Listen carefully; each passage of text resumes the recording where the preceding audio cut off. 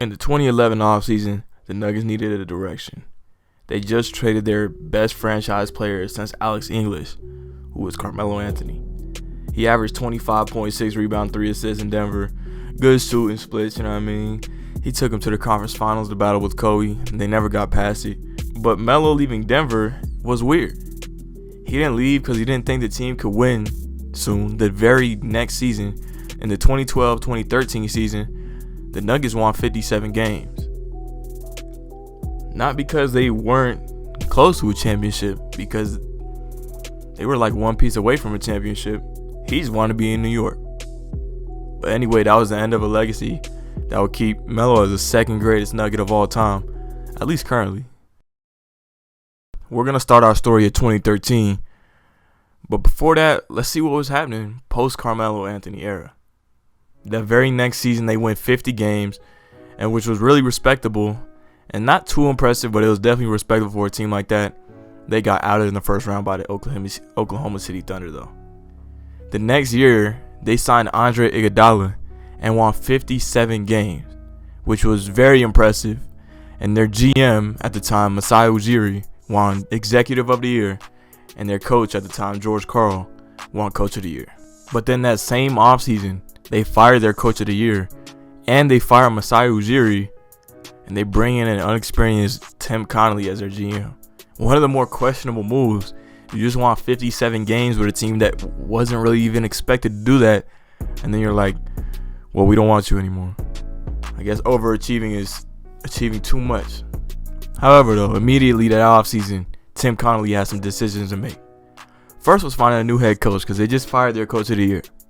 So they brought in Brian Shaw, who at best was a questionable, mediocre coach. He didn't have much experience, and his coaching style really contradicted what the Nuggets were trying to do. And then the expiring contract that they had that year was arguably one of their most valuable players from that last year, Andre Iguodala. And sadly enough, they couldn't agree with an extension, so Andre Iguodala went to Golden State. And you know the legacy he left there. That whole offseason was kind of a blur as a Nuggets fan. It was ugly. When you look back at it right now, it was very freaking ugly. When they signed and traded Andre Iguodala, we only got Randy Ford. And then that draft, we picked Rudy Gobert with the 27th pick just to trade him to the Utah Jazz for some cash, basically. A player who could have been our franchise center for the next couple of years. We just traded for nothing. Expectedly enough, this team got worse because they lost Andre Iguodala and just bad choices in the front office. But they kind of disappointed. This year, they were expected to win more than 36 games. And well, they only won 36. However, though, the very next offseason, it was great for them. In the next draft, they selected Doug McDermott, 11th overall, and then traded him to the Chicago Bulls for Gary Harris and Yusuf Nurkic and a second-round pick. In that same draft, it just kept getting better. Right after selecting a great big man in Yusuf Nurkic, in the second round, they choose Nikola Jokic, who is obviously right now the best center in the league, but back then was thought of as a project. Didn't know how good his conditioning would be. You know, he's very offensively talented, but who knows what he would be defensively. He had a whole lot of questions around him, but we knew that pick became amazing. That next season, they were playing below expectations. I mean, the expectations weren't really high, but they were expected to be at least competing for a playoff spot. And well, by the All-Star break, they were 20-33. So like any GM would do by the trade deadline, Tim Connolly traded any piece he could to get any type of asset or draft picks. He traded JaVale McGee for some cash to the 76ers, which he was on a terrible contract. He traded Timofey Mozgov to the Cavs for some draft picks. And he traded Aaron Aflalo and Alonzo G to the Portland Trailblazers for Will Barton, Thomas Robinson, and a 2016 first-round pick. The next offseason, though, was pretty damn good. They fired Brian Shaw, who really wasn't working out, and they hired Mike Malone, who would eventually become the Nuggets coach right now and is doing a great job at it. They drafted Emmanuel Mudiay in the draft. They traded Ty Lawson for a first-round pick, and they officially signed Nikola Jokic. He was like a draft and stash type player.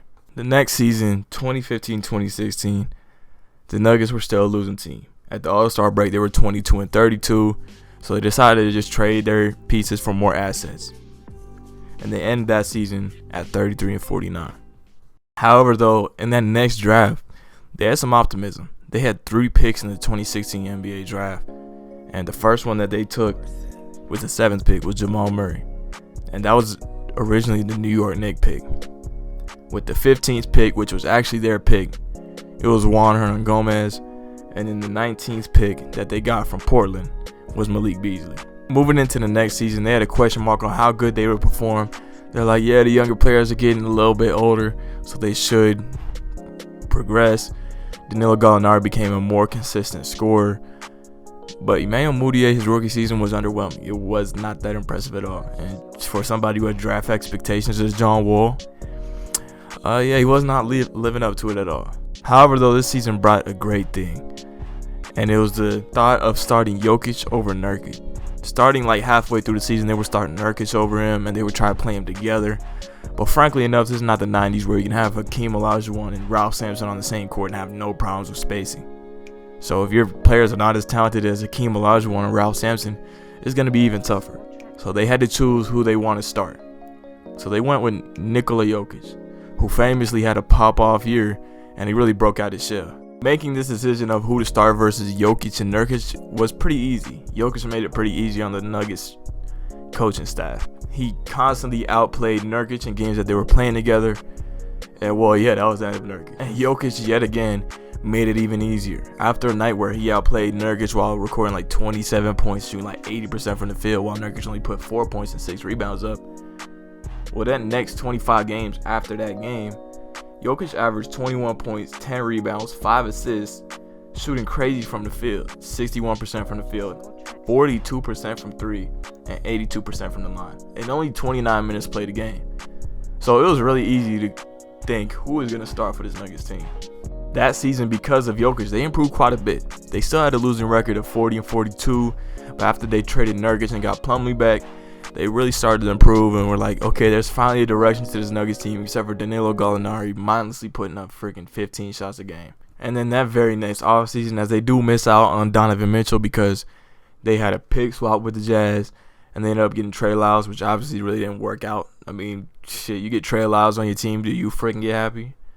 And no, you don't. No, you don't.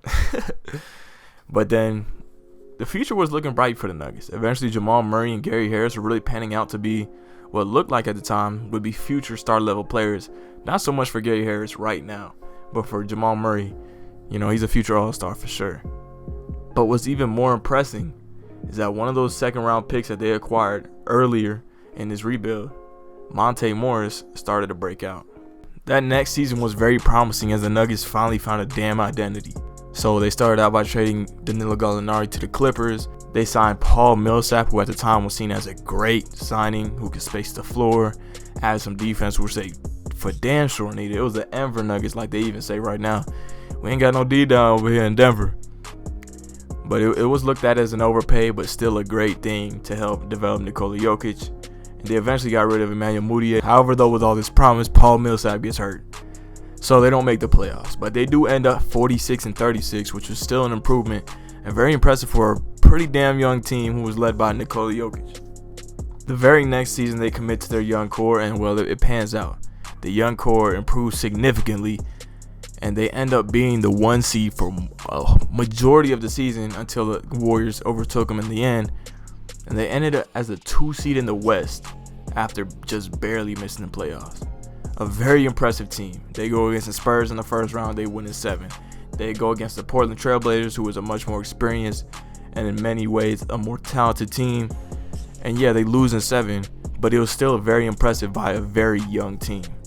The very next season, we know they trade for Jeremy Grant, and which seemed like a pretty good trade. All they had to do was give up a protected first-round pick, and that eventually gave them an amazing run in the bubble. Obviously, in the playoffs, they really exceeded all expectations. And remember how young they still are. In the first round, they beat the Jazz in 7 after being down 3-1. It's the same story in the second round with the Clippers where they were down 3-1. They come back and beat them in 7. And then in the conference finals, although the Lakers beat them in 5 games, it was a close 5 games. And yeah, this Nuggets team is impressing, and they're still pretty damn young. But that's it, y'all. A concise version of what the Nuggets did to become a playoff team, and even better than what they used to be with them Carmelo Anthony days. So yeah, make sure to leave a like on the video if you like it. And yeah.